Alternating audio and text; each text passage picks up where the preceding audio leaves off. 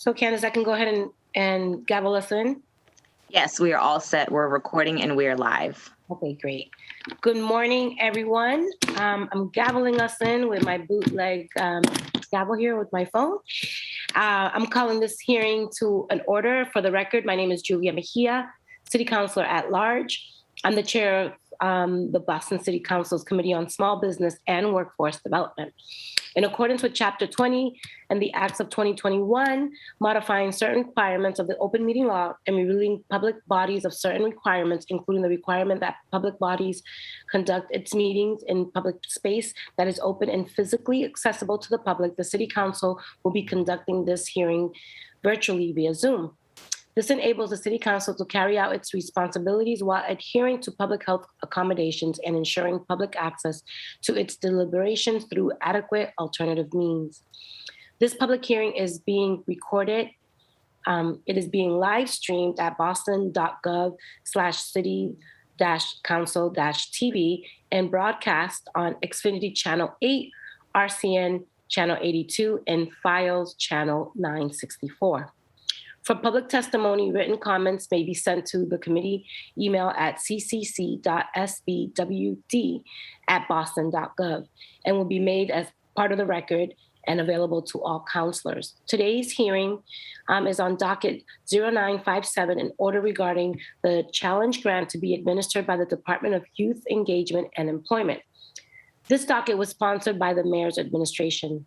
The following individual from the administration will be participating at today's hearing: Rashad Cope, Director of Youth Engagement and Employment.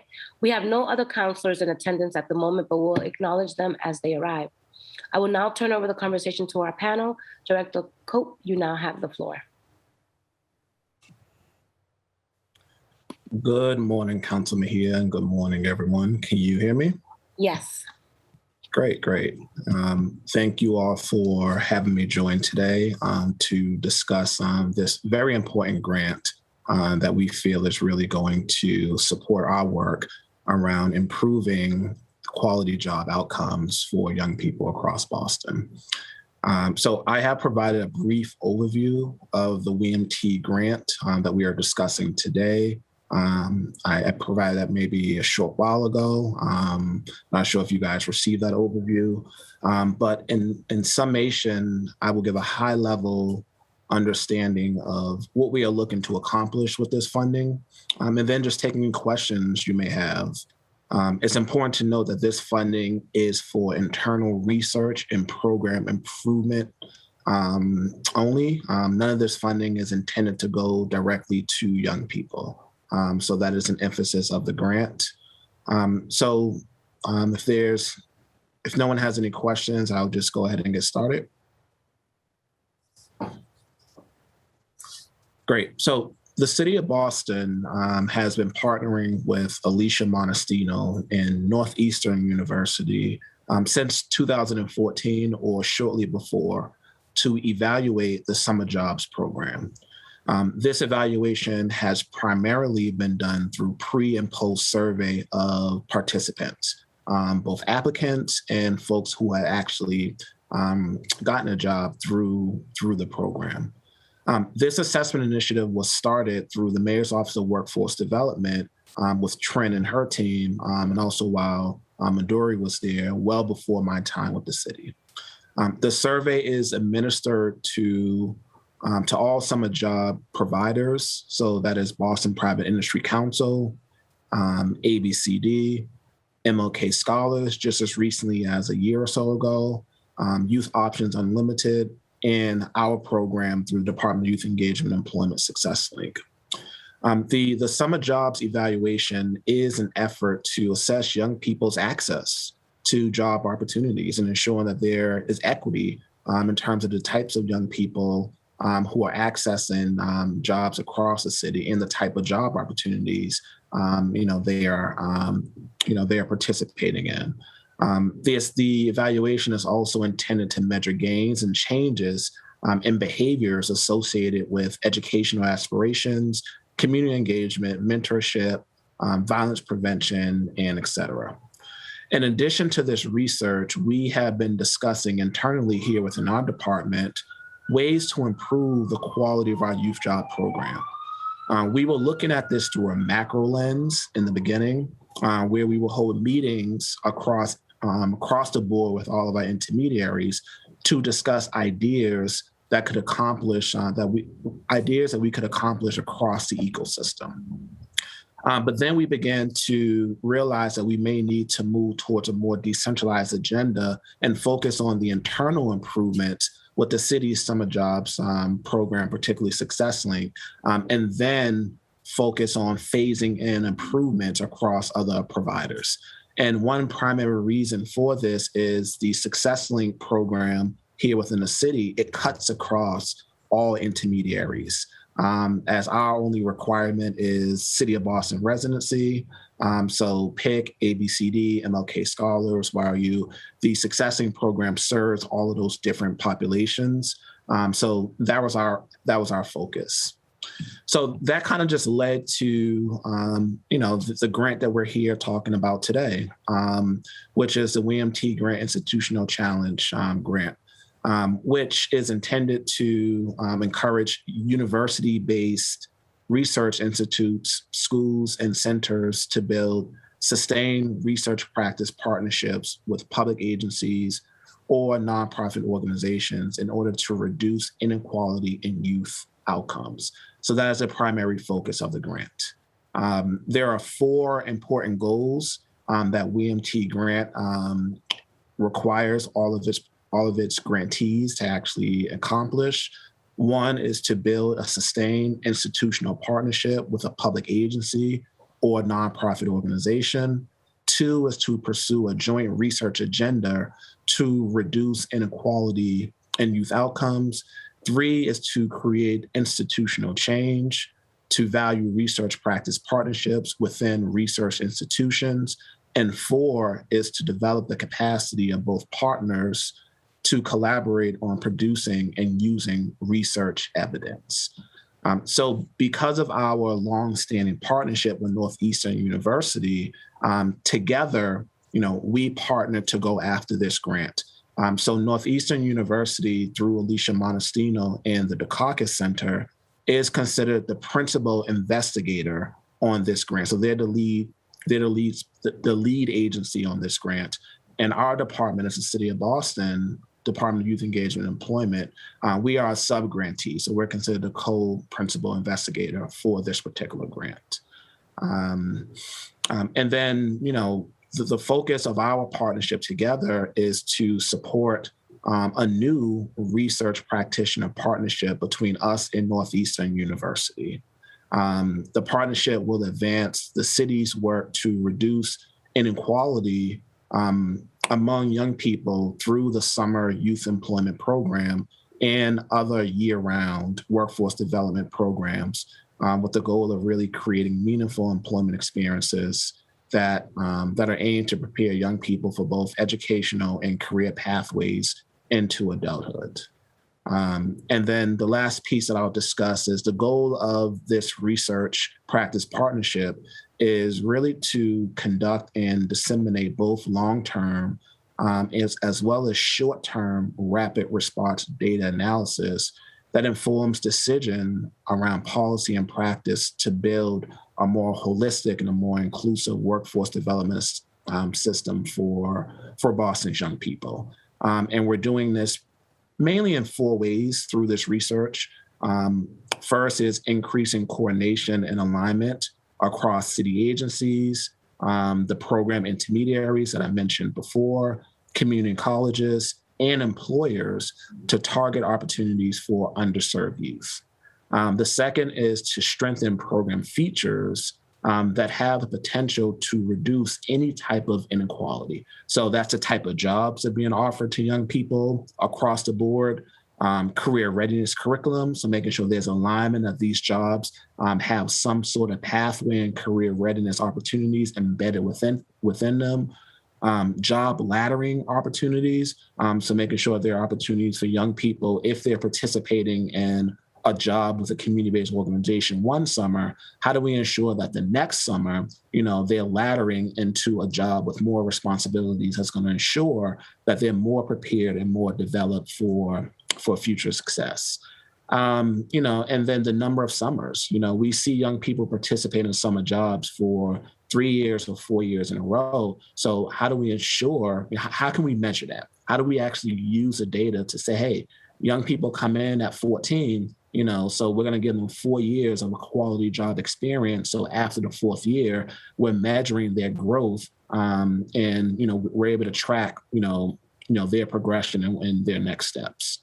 The third piece is expanding opportunities for youth to engage in post-secondary education and training, and then linking summer jobs participants to other year-round supports, i.e. the tuition-free community college program, so they can build on their summer experiences.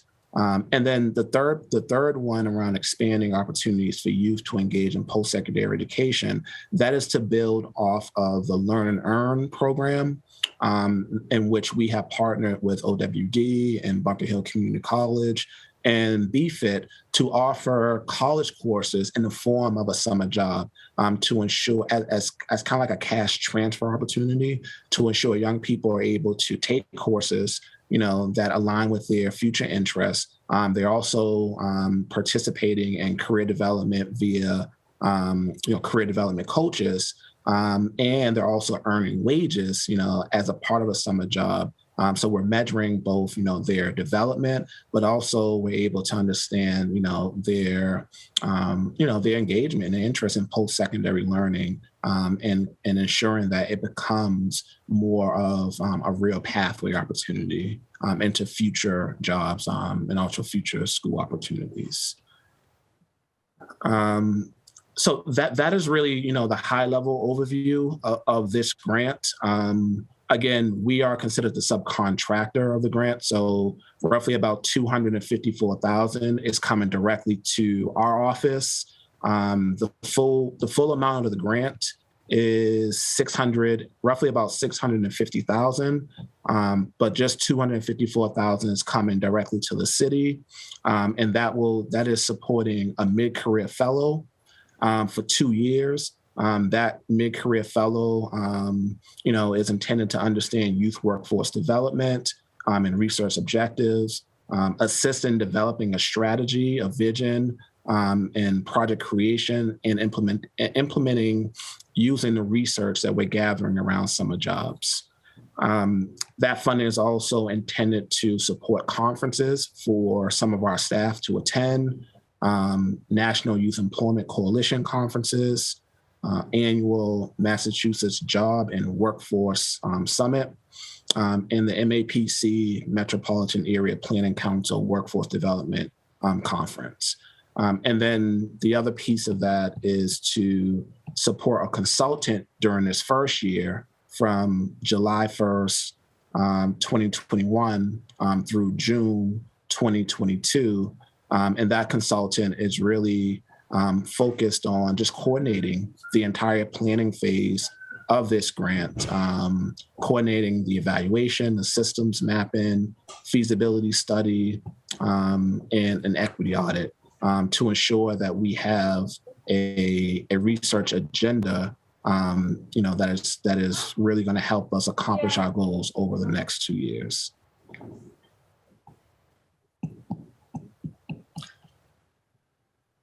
Thank you for that. I believe that's it, Counselor. That's great. That's exciting. And I'm really happy to hear your thorough presentation in terms of how the fund will help support the work. And I'm just curious, I only have one question, and I'm just curious, how are we defining success through this research? Is it the number of jobs we place young people in, or the quality of jobs that we place young people in? I'm also curious, how are we defining youth in this grant? What's the cutoff age? Yeah, so the first question in terms of how we're defining success, it is absolutely the quality of job opportunities, right? So we can continue to run the summer jobs program the way that it has been ran, in previous years. But we do understand that it is our responsibility as a city to make sure that our young people are prepared, to compete for future job opportunities.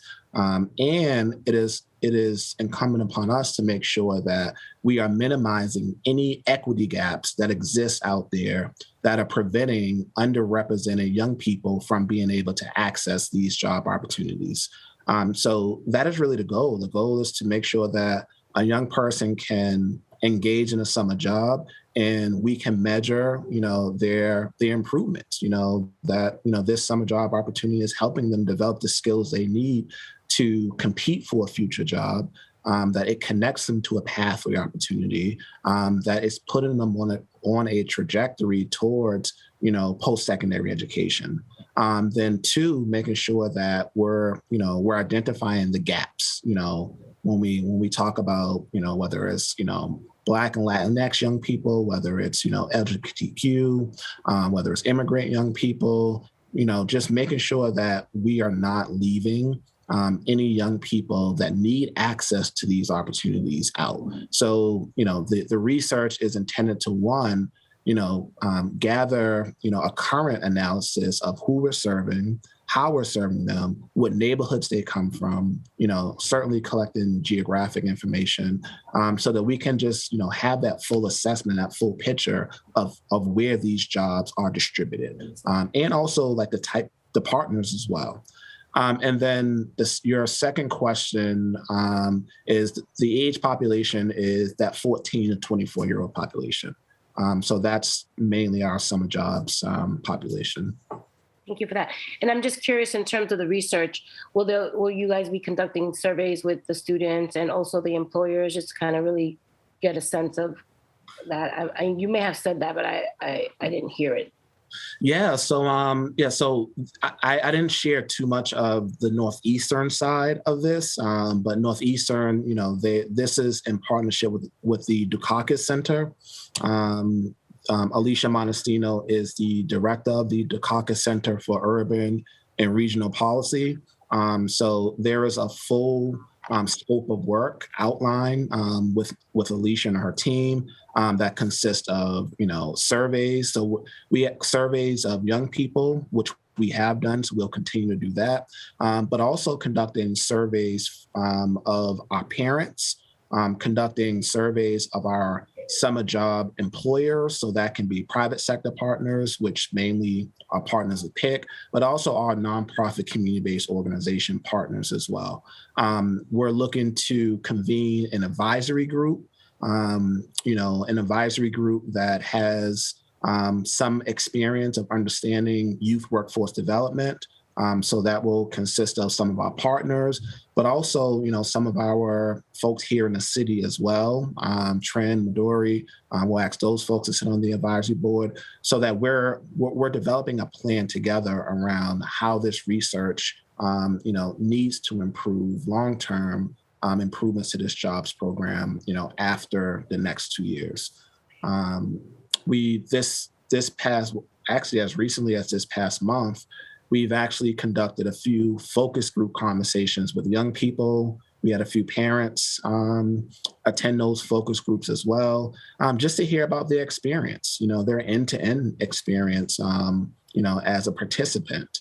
And then we're getting ready to release a survey for partners and also parents this week as well, so that we can, make sure that we are collecting as much data as possible that can kind of help inform the research agenda over these next 2 years. Thank you for that. You got ahead of my questions because you knew that was going to be my follow-up in terms of the community engagement. So I'm glad that you jumped ahead and answered those questions. I have two of my colleagues who have joined us. I'm going to go in the order of arrival. Councillor Bach, you now have the floor.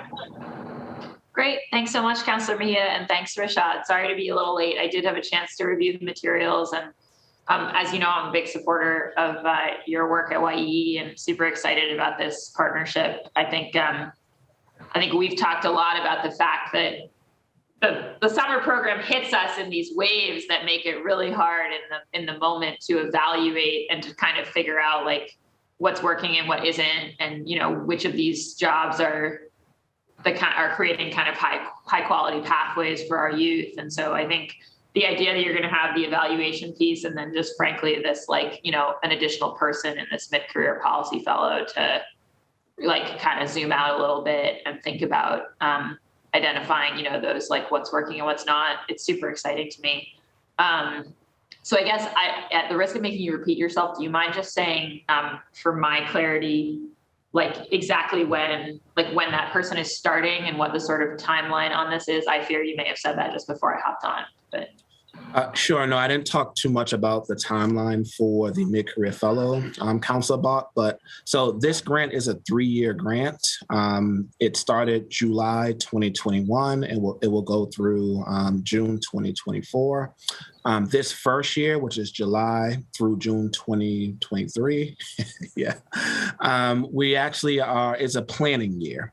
So we've hired a consultant, Peter Blakely, to work with us to help us plan, the research agenda for the next 2 years.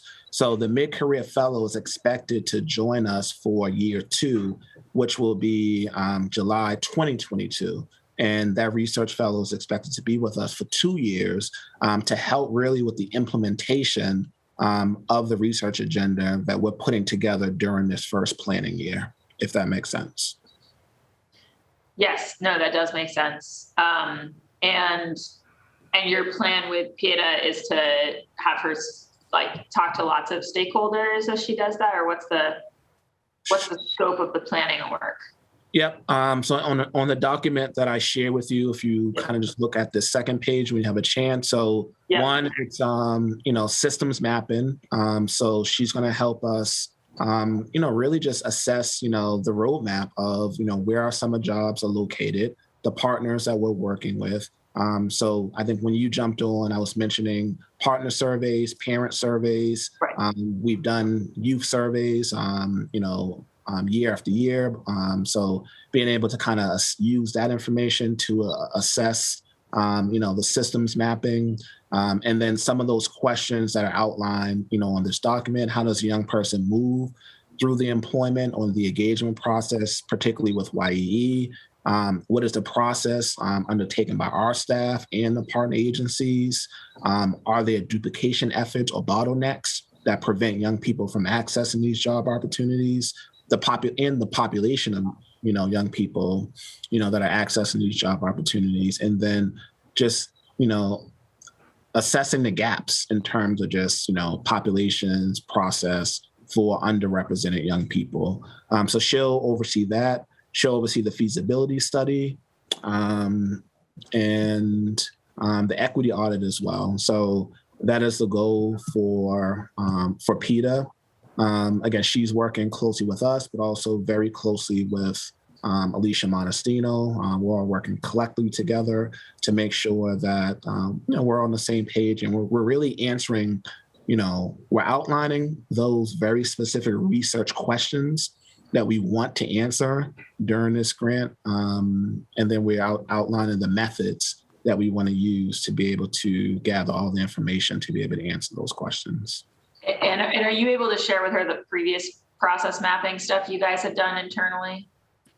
Yeah, we're sharing as much information. Well, we're sharing as much information as possible with PETA. We've actually been conducting bi-weekly meetings on Wednesdays since the beginning of, a little bit before July, but definitely since the beginning of July. We meet regularly, bi-weekly, and those conversations have been a part of this.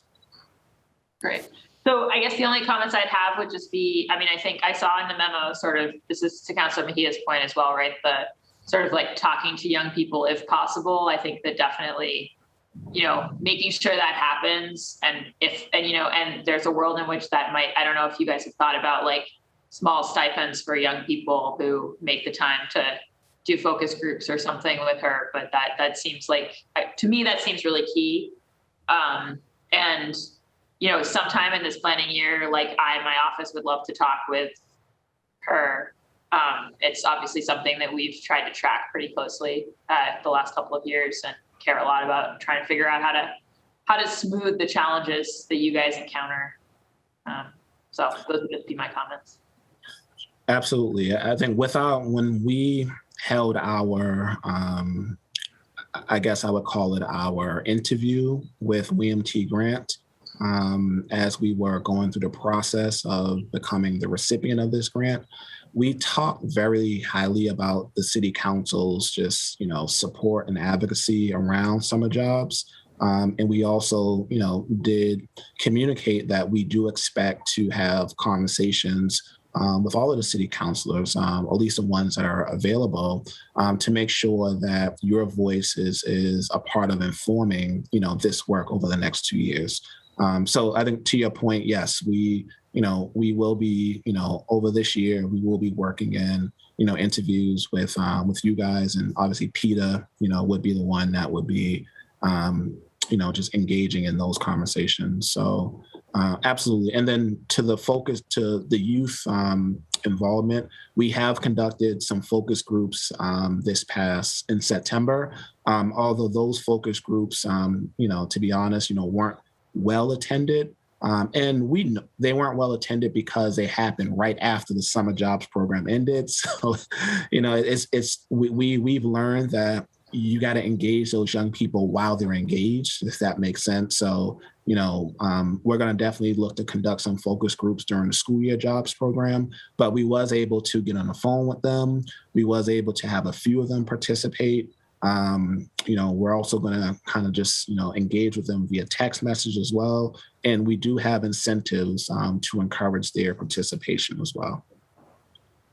Okay, well, let us know, any way we can help push that out. I know that there are a lot of, there's a lot of involved organizations, as you know, who run youth summer programs and are invested in smoothing some of the challenges. And so I feel like, that's the other way to try to get to some folks, is saying to organizations, which of your youth are you still in touch with? And in addition to obviously taking advantage of the folks enrolled in the year-round stuff. But super excited about this. I feel like we've seen a big expansion in YEE over the last few years. And I agree. I think the council's been really strong on that. Also, on pushing into the year-round job space. I know that's been a big focus of Councilor Mejia's and mine.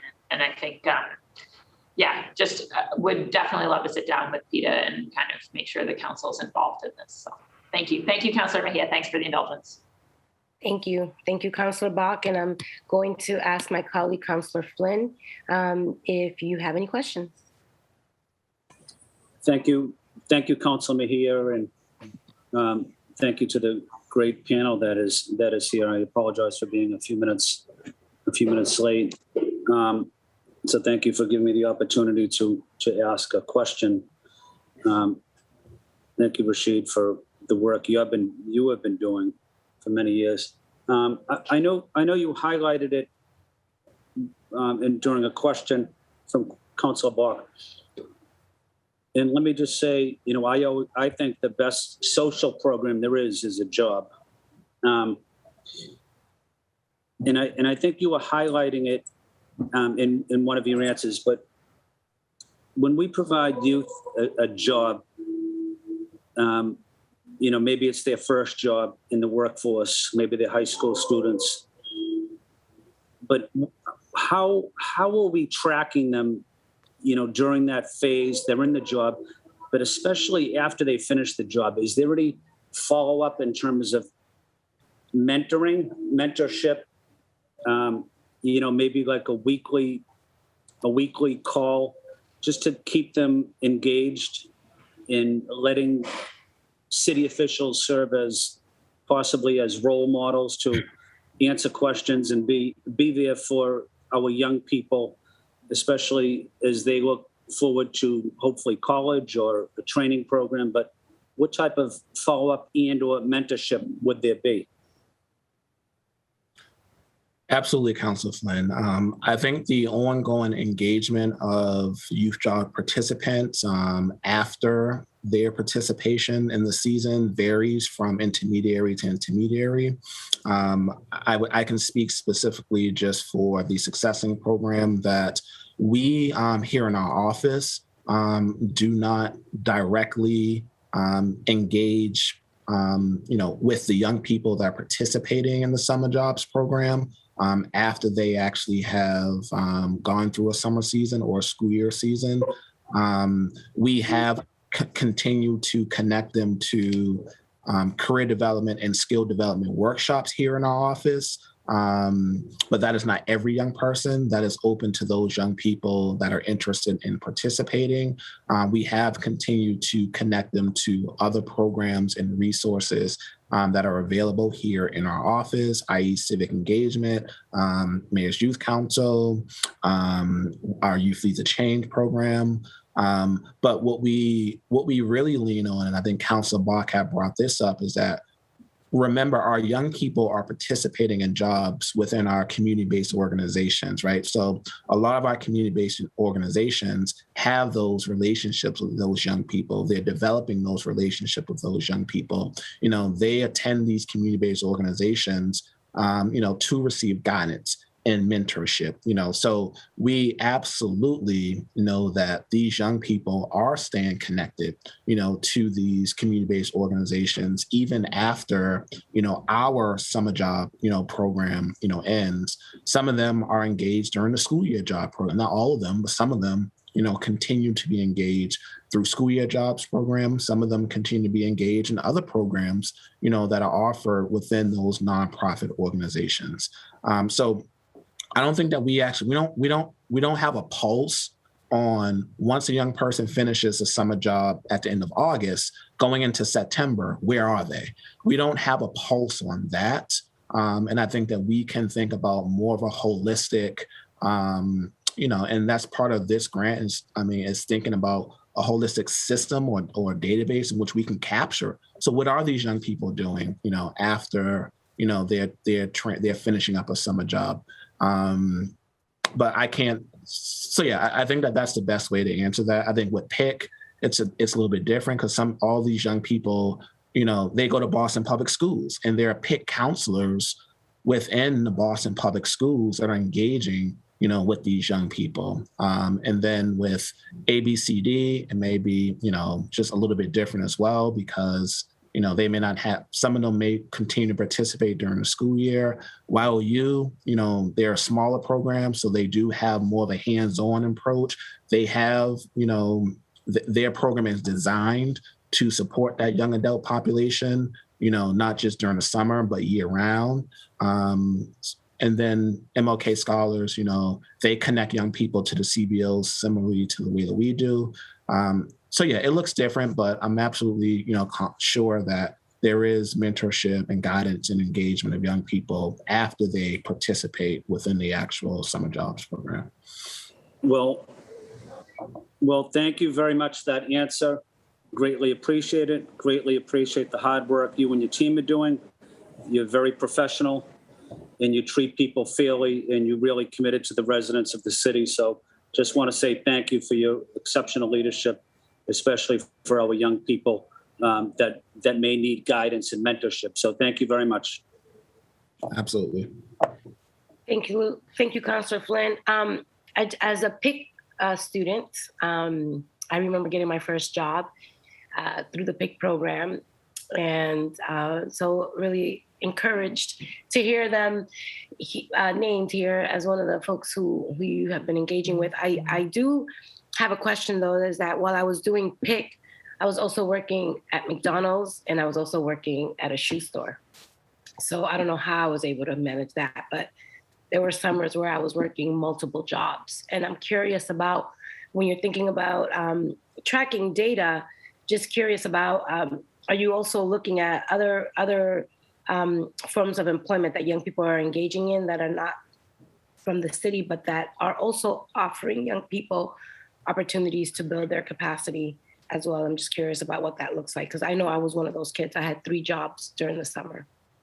Yeah, Councilman, that's a great question. And that is a question that we are continuing to try to answer. I think we have looked at other summer job models in other cities like One Summer Chicago, in which, they track young people's engagement in jobs,